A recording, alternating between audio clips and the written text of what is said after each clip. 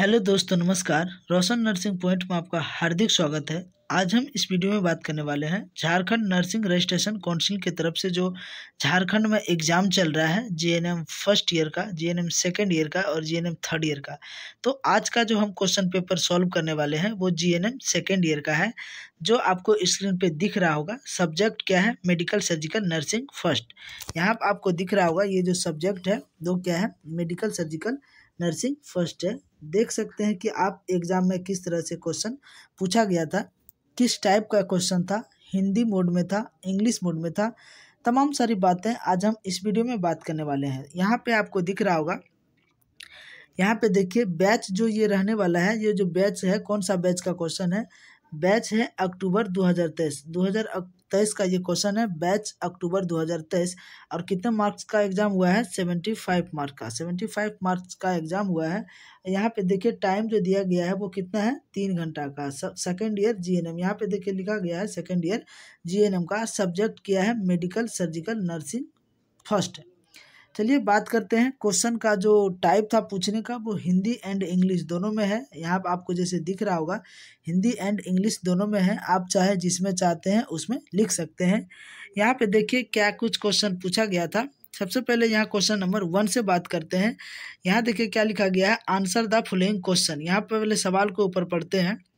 क्या लिखा गया है? This question paper content 5 question. इस प्रश्न पत्र में कुल 5 प्रश्न है। उसके बाद क्या है? आपका उत्तर प्रश्न से संबंधित प्रश्नों के लिए विशिष्ट होना चाहिए। उसके बाद लिखा है सवालों के निर्देश के अनुसार उत्तर दें। यानी सवाल क्या कह रहे हैं उसके अनुसार आपको क्या देना है? आंसर देना है। यहाँ पे देखिए क्वेश्चन नंबर 1 में क्या लिखा गया है, आंसर द फॉलोइंग क्वेश्चन। ए में क्या लिखा गया है, what do you understand by medical surgical nursing. Question number 1 का ए में क्या है? 1 नंबर क्वेश्चन का कितना है? 5 नंबर है। एक क्वेश्चन का 5 नंबर है। आपको कितना क्वेश्चन बनाना है? तो 3 क्वेश्चन बनाना है। यहाँ पे आपको देखिए लिखा दिया है या लिख दिया है कि 5 गुना 3 15, यानी कि एक क्वेश्चन पे आपको कितना नंबर मिल रहा है? 5 नंबर मिल रहा है। तो यहाँ पे देखिए क्या बोल रहा था कि मेडिकल सर्जिकल नर्सिंग से आप क्या समझते हैं। तो आपको इसमें क्या लिखना था कि मेडिकल सर्जिकल नर्सिंग क्या है उसके बारे में लिखना था, है ना। वो कितना नंबर का था? 5 नंबर का था। वो है आपका मेडिकल सर्जिकल नर्सिंग फर्स्ट में ही, पहला चैप्टर में ही ये क्वेश्चन है। और आप लोग अगर उसको लिखे होंगे तो आपको 5 नंबर मिलेगा। नेक्स्ट देखिए क्या है, क्वेश्चन नंबर 1 का बी में क्या है कि right the rule of A medical surgical nurses. यानी कि एक मेडिकल सर्जिकल नर्स की भूमिका क्या है। अगर कोई नर्स मेडिकल सर्जिकल में उस काम कर रही है, उस एरिया में, उस फील्ड में अगर वो काम कर रही है तो उसका मेन जो फंक्शन है वो उसका क्या है, रूल इसका क्या है, उसके बारे में लिखना था। आगे देखिए क्या है, right the brief history of evolution of modern medicine and surgery. यानी कि आधुनिक चिकित्सा सर्जरी के विकास का संक्षिप्त वर्णन करना था। आपको क्या करना था? आधुनिक चिकित्सा सर्जरी के विकास के बारे में आपको लिखना था। जैसे कि आप लोग देख पा रहे होंगे यहाँ स्क्रीन पे क्वेश्चन नंबर 1 का सी में लिखा गया था। तो आपको ये तीनों क्वेश्चन अगर आप बनाते तो आपको कितना नंबर मिलता? 15 नंबर मिलता। नेक्स्ट बात करते हैं क्वेश्चन नंबर देखिए 2 में क्या लिखा गया है, right short note of the flowing. वो जो क्वेश्चन था वो कौन सा क्वेश्चन था? वो लॉन्ग क्वेश्चन था। और जो क्वेश्चन नंबर 2 में लिखा गया है वो क्या है? शॉर्ट नोट है। और आपको क्या करना था? लिखना था। ये भी क्वेश्चन, एक क्वेश्चन का 5 नंबर है। यहाँ भी आपको कितने क्वेश्चन लिखना है? 3 क्वेश्चन लिखना है। यहाँ पे आपको दिख रहा होगा यहाँ पे कितना क्वेश्चन दिया है, यहाँ पे 5 क्वेश्चन दिया है, लेकिन आपको कितना क्वेश्चन करना है? आपको 3 क्वेश्चन को राइट करना है, 3 क्वेश्चन को बनाना है। यहाँ पे देखिए क्वेश्चन नंबर 1 में क्या लिखा गया है, 2 के ए में, टेक्निक ऑफ फिजिकल असेसमेंट। यानी कि शारीरिक मूल्यांकन की तकनीक क्या है। फिजिकल एग्जामिनेशन अगर करते हैं तो उसका असेसमेंट के बारे में आपको लिखना था, या तो फिर आपको इन्फ्लामेशन लिखना था, सूजन के बारे में। सूजन क्या है, सूजन किसके वजह से होता है, कहाँ कहाँ सूजन होता है, सूजन के इलाज क्या है, उसके बारे में लिखना था। उसके बाद क्या है, इम्यूनिटी है, यानी कि प्रतिरक्षा। इम्यूनिटी किसे कहते हैं, इम्यूनिटी कितने प्रकार के होते हैं, इम्यूनिटी का टाइप क्या है, वो सब लिखना था। उसके बाद क्या है, एक्स्ट्रा सेल्युलर फ्लूइड के बारे में लिखना था। या फिर आपको क्या लिखना था, zone of operation theatre, operation theatre के क्षेत्र के बारे में लिखना था। इसमें से आपको कितने क्वेश्चन को करना था? आपको 3 क्वेश्चन करना था, जो कि आपको एग्जाम में कितने क्वेश्चन दिया है? 5 क्वेश्चन दिया था। आपको कितना क्वेश्चन बनाना था? 3 क्वेश्चन बनाना था। नेक्स्ट बात करते हैं, देखिए क्या है नेक्स्ट अगला क्वेश्चन क्या है, ट्रू एंड फॉल्स है। देखिए यहाँ पे 1 वे लाइन का क्वेश्चन है, ट्रू एंड फॉल्स है। और एक क्वेश्चन का इसमें इस बार क्या किया है, 1.5 नंबर दिया है। यहाँ पे आपको दिख रहा होगा 1/1/2 इंटू 10, यानी कि आपको टोटल क्या है 10 1.5 है, 15 नंबर का आपका एग्जाम में पूछा गया था ट्रू एंड फॉल्स 1 वे लाइन का क्वेश्चन। बिल्कुल ही सरल क्वेश्चन था। यहाँ पे आपको दिख रहा होगा क्या है क्वेश्चन में, ether is a volatile inflammable liquid use as a general anaesthetic agent, यानी कि क्या बोल रहा है, ईथर एक वाष्पशील ज्वलनशील तरल है जिसका उपयोग सामान्य संवेदनहारी कार्य के रूप में किया जाता है। तो इसका जो राइट आंसर हो जाएगा वो हो जाएगा ट्रू, यानी कि इसको क्या करते हैं, ईथर को क्या करते हैं, एनेस्थेटिक के रूप में भी काम करते हैं। तो इसका राइट आंसर क्या हो जाएगा, ट्रू हो जाएगा। नेक्स्ट बात करते हैं क्वेश्चन नंबर 3 का बी। 3 का बी में क्या है, PACU stand for post anaesthetic care unit.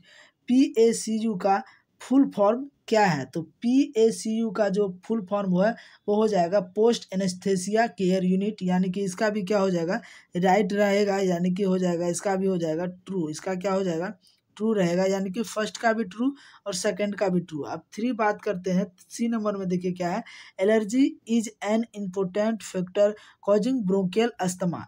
श्वसनीय दमा उत्पन्न करने वाला एक महत्वपूर्ण कारक एलर्जी है। एलर्जी के कारण दमा नहीं होता है, एलर्जी के कारण क्या होगा, ब्रोंकियल अस्थमा नहीं होता है। तो ये क्या हो जाएगा, फॉल्स हो जाएगा। इसका राइट आंसर क्या हो जाएगा, फॉल्स हो जाएगा। क्वेश्चन नंबर 3 का सी क्या हो जाएगा, फॉल्स हो जाएगा, एफ हो जाएगा, है ना। नेक्स्ट बात करते हैं, डी क्या है, normal level of carbon dioxide in आर्टियल blood gas is 35 से 60 mm/Hg। धमनी रक्त गैस में कार्बन डाइऑक्साइड का समान स्तर 35 से 60 mm/Hg होता है। तो ये बिल्कुल होता है। इसका राइट आंसर क्या हो जाएगा, ट्रू हो जाएगा। देखिए यहाँ पे क्या दिया है, रेंज में दिया है। तो रेंज में जब दिया गया है तो इसका जो रेंज होता है, मोस्टली इसमें रेंज होता है 35 से 45।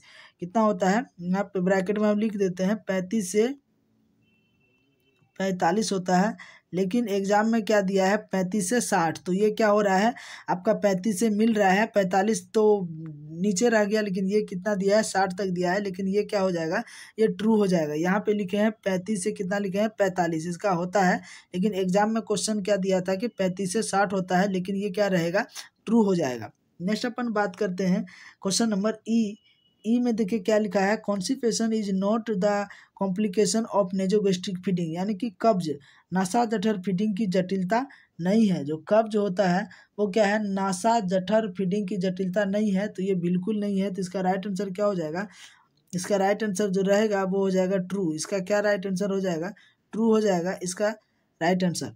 नेक्स्ट अपन बात करते हैं, एफ क्या है, रेनिटिडिन में प्रोटॉन पंप किया जाता है।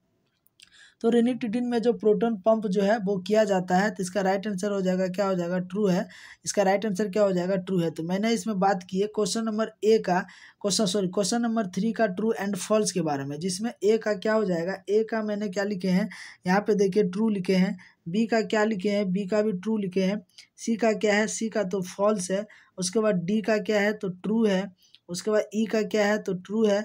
उसके बाद एफ का की क्या है, तो ट्रू है। अब नेक्स्ट बात करते हैं, नेक्स्ट देखिए आगे क्या है, एफ के बाद क्या आता है, जी आता है। यहाँ जी में देखिए क्या लिखा गया है, पेट के अल्सर में भोजन करने से पेट का दर्द दूर हो जाता है। तो ये बिल्कुल गलत है।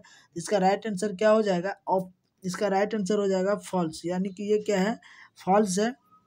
नेक्स्ट बात करते हैं, हाइपोग्लिसेमिया के रोगियों में त्वचा गर्म तथा शुष्क होती है।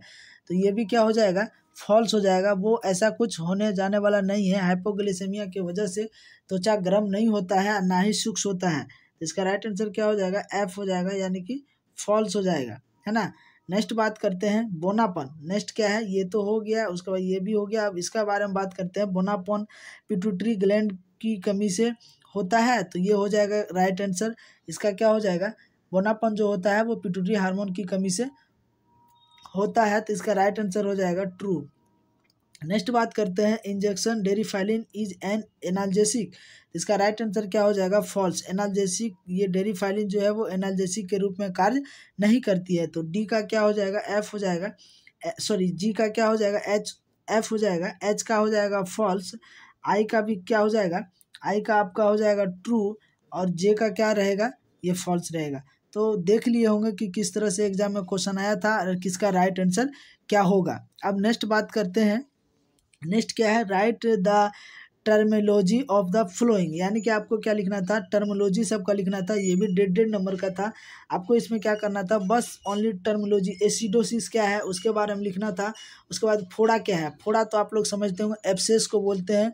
यानी कि कोई अगर मान लिया जाए ये बॉडी है, बॉडी में क्या होते हैं, फोड़ा हो जाते हैं। फोड़ा होने के बाद इसमें क्या होता है, पस का फॉर्मेशन हो जाता है, जिसको क्या बोलते हैं, एब्सेस बोलते हैं। यानी कि फोड़ा भर, पस का भर जाना फोड़ा कहलाता है। उसके बाद क्या है, एक्यूमुलेट। एक्यूमुलेट का मतलब होता है संचित। यानी जैसे कि संचित क्या होता है कि अगर मान लिया जाए हम लोग ये क्या करते हैं, खाना खाते हैं, भोजन ग्रहण करते हैं, तो भोजन में क्या जाता है, अनाज जाता है। अनाज जाने के बाद उसमें से क्या होता है, विटामिन होता है या जो भी होता है वो क्या हो जाता है, हमारे बॉडी में क्या होते हैं, संचित हो जाते हैं, एक्यूमुलेट हो जाता है, तो उसी को बोलते हैं एक्यूमुलेट। नेक्स्ट क्या है, अल्कोसिस, यानी कि क्षारीयता। क्षारीयता के बारे में आपको बताना था। एक होता है अम्ल एसिडोसिस, एक होता है अल्किलोसिस। अल्किलोसिस के बारे में आपको इसमें बताना था। उसके बाद क्या है, एनेस्थेसिया। एनेस्थेसिया तो आप लोग जानते ही होंगे क्या है, संवेदनहारी ड्रग्स है, यानी कि जिसको हम लोग बोलचाल की भाषा में बोलते हैं शून्य करने की दवाई या थेथर करने की दवाई। जैसे कि आप लोग जानते होंगे कि कोई भी सर्जरी करते हैं, सर्जरी करने से पहले क्या करते हैं, पेशेंट को एनेस्थेसिया देते हैं। एक लोकल एनेस्थेसिया भी होता है, उसके बाद जनरल एनेस्थेसिया भी होता है। तो आपको क्या करना था, एनेस्थेसिया के बारे में लिखना था, यानी कि शून्य करने के बारे में लिखना था। नेक्स्ट क्या है, एपिलेप्सिया।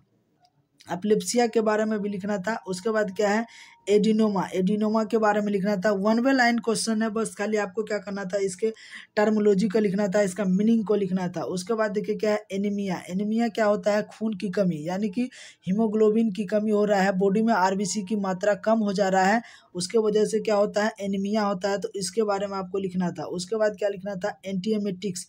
एंटीएमेटिक्स के बारे में लिखना था। एंटीएमेटिक्स क्या होता है, बमन रोधी, यानी कि उल्टी को जो रोकता है उसको क्या बोलते हैं, एंटी एमेटिक्स बोलते हैं। तो इसके बारे में भी आपको क्या करना था, लिखना था। उसके बाद लास्ट क्या है, एनोरेक्सिया। एनोरेक्सिया क्या होता है, एनोरेक्सिया के बारे में आपको लिखना था, जिसको बोलते हैं लॉस ऑफ एपेटाइट, यानी कि भूख नहीं लगना, जिसको क्या बोलते हैं, एनोरेक्सिया बोलते हैं, है ना। तो इसके बारे में आपको क्या करना था, लिखना था। तो ये तमाम कुछ टर्मिनोलॉजी था। उसके बाद देखिए बात करते हैं नेक्स्ट। देखिए क्या है, नेक्स्ट लिखा हुआ है, right full form of the flowing. आपको क्या करना था, ये सभी का फुल फॉर्म लिखना था। वैसे मैंने फुल फॉर्म का वीडियो बना के अपलोड कर दिया है, वहाँ पे जाके आप देख सकते हैं। चलिए इस पर भी थोड़ा कुछ बात कर लेते हैं। यहाँ पे देखिए क्या लिखा गया था, बीपीएच का लिखा गया, पूछा था बीपीएच का क्या होता है, तो इसका होता है बिनाइन प्रोस्टेटिक हाइपरप्लेसिया। इसका क्या होगा, बिनाइन प्रोस्टेटिक हाइपरप्लेसिया। उसके बाद देखिए CAT लिखा है, CAT का क्या हो जाएगा, कंप्यूटर एक्जियल टोमोग्राफी। इसका क्या हो जाएगा, आप लोग लिख लीजिएगा, कंप्यूटर एक्जियल टोमोग्राफी। उसके बाद क्या है, CGL लिखा है। तो CGL का क्या होता है, क्रोनिक ग्रेनुलोसाइटिक ल्यूकेमिया, क्रोनिक ग्रेनुलोसाइटिक ल्यूकेमिया। उसके बाद क्या है, IRDM है, इसका होता है insulin resistant diabetes mellitus, insulin resistant diabetes mellitus. उसके बाद क्या है, LVH का होता है left ventricular hypertrophy, left ventricular hypertrophy. उसके बाद लिखा है CPR का मतलब होता है कार्डियोपल्मोनरी रिसक्सिटेशन। CPR तो मोस्ट BBI क्वेश्चन था, जिसके बारे में आप लोग पढ़े हुए भी होंगे। CPR जो देते हैं वो कार्डियक अरेस्ट के वक्त दिया जाता है। CPR होता है जिसको बोलते हैं कार्डियोपल्मोनरी रिसक्सिटेशन, है ना। SGPT का क्या होता है, full form serum glutamic pyruvate transaminase, है ना। क्या होगा, सीरम ग्लूटामिक पायरुवेट ट्रांसमिनेज। उसके बाद क्या है, ACTH का क्या होगा, ACTH का हो जाएगा एडिनोकोर्टिकोट्रोफिक हार्मोन। उसके बाद क्या है, ESR का होता है इरिथ्रोसाइट सेडिमेंटेशन रेट। उसके बाद क्या है, CMR चाइल्ड मोटिलिटी रेट। क्या होता है इसका, चाइल्ड मोटिलिटी रेट। तो आप लोग को समझ में आ गया होगा कि फुल फॉर्म था, ये भी कितने नंबर का था, 15 नंबर का था, ये भी 1.5 नंबर का एक क्वेश्चन था, है ना। तो उम्मीद करते हैं कि आप लोग एग्जाम में अच्छे से बनाए होंगे। तो आज हमने इस क्वेश्चन में क्या क्या बात की है, आज मैंने इस क्वेश्चन में बात की है जो कि क्या क्या लिखा गया है, मेडिकल सर्जिकल नर्सिंग से आप क्या समझते हैं इसके बारे में बात की है, एक मेडिकल सर्जिकल नर्स की भूमिका क्या है उसके बारे में बात की है, आधुनिक चिकित्सा सर्जरी के विकास का संक्षिप्त वर्णन करें उसके बारे में बात करें, उसके बाद क्या है शारीरिक मूल्यांकन की टेक्निक के बारे में बात की है, इन्फ्लामेशन पढ़े, इम्यूनिटी के बारे में समझे, एक्स्ट्रा सेल्युलर फ्लूइड क्या है वो एग्जाम में पूछा गया था उसके बारे में पढ़े, उसके बाद क्या है जोन ऑफ ऑपरेशन थिएटर, इसके बारे में भी एग्जाम में आया था। ट्रू फॉल्स किए, उसके बाद क्या था, ट्रू फॉल्स के बाद आया था आपका टर्मिनोलॉजी आया था उसके बारे में पढ़े, उसके बाद क्या था फुल फॉर्म था। तो उम्मीद करते हैं आपको ये क्वेश्चन समझ में आया होगा, और जो स्टूडेंट की एग्ज़ाम नेक्स्ट ईयर है वो इसको ज़रूर देखें, क्योंकि इस तरह का question Jharkhand nursing registration council इस तरह का क्वेश्चन एग्जाम में पूछता है। तो आई होप ये वीडियो आपको कैसा लगा, तो हमारे चैनल को सब्सक्राइब करना ना भूलें। तब तक के लिए धन्यवाद।